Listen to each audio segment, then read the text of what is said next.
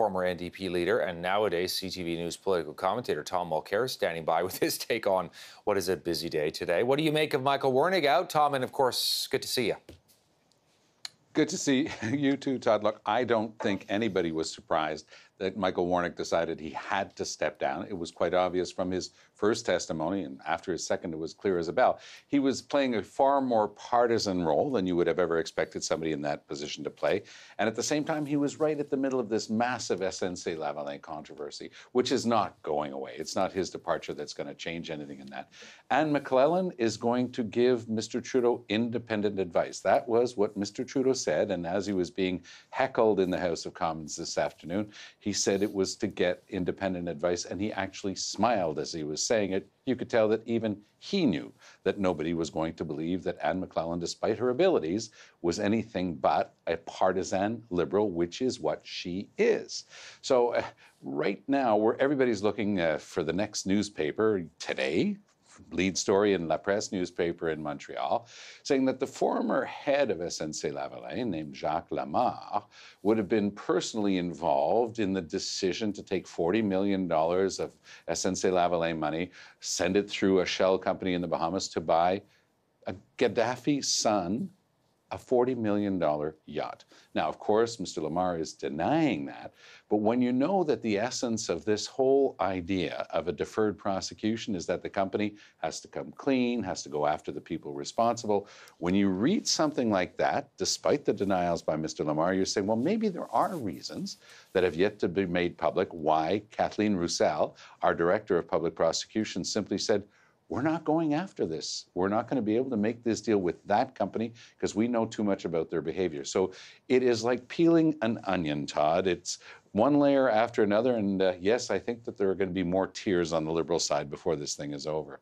What about the timing? I'm curious to get your read on that, Tom, because, of course, the last federal budget before the election is coming tomorrow.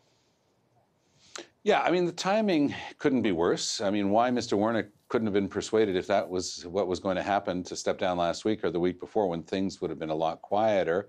There is quite a bit of speculation that he was in fact informed that he was stepping down. And, you know, that given the stage of his career, he just decided to do it quietly and, you know, work his way through it. But I think it's quite obvious since the beginning of this whole SNC debacle that there's been a singular lack of professionalism and there's been a total lack of a business plan and a communications plan from a government that does have all the tools of a government of a G7 country. They've got unlimited resources. They could be communicating a lot better.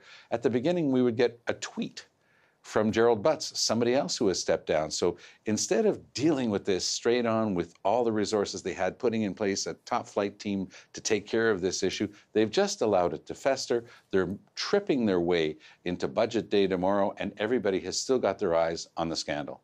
Right, so you're calling it sort of amateur hour on that side. And of course, when the budget happens, there's going to be a lot of coverage of that, a lot of expectation. There are going to be a lot of goodies out there to sort of get Canadians to, you know, change the channel, so to speak, turn the page on this whole story. And yet, at the same time, just before we go, I've got to get you to give us your take on the Justice Committee that will be meeting behind closed doors and in all likelihood, unless there's another bombshell, will not allow Jody Wilson-Raybould to come back and testify a second time.